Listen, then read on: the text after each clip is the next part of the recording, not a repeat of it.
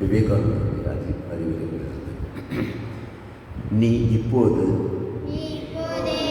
மகாவீரராகிய அனுமனின் வாழ்வையே உனது லட்சியமாக கொள்ள வேண்டும். அவர் முழுக்க முழுக்க புலன்களை அடக்கி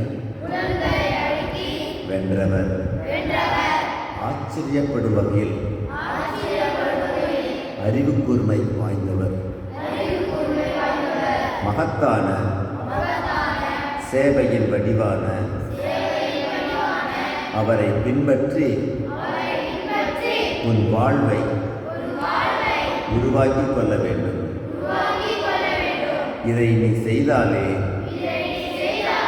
மற்ற லட்சியங்கள் படிப்படியாக தாமாகவே உன் வாழ்வில் வெளிப்படும். எதிர்த்து பேசாமல்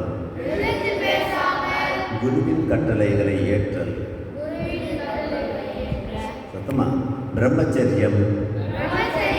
இந்த இரண்டும் தான் வெற்றியின் ரகசியம். வேறு வழியே இல்லை.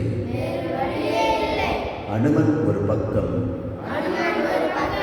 சேவையின் லட்சியம், மறுபக்கமும் மூவுலகையும் நடுங்க செய்கின்ற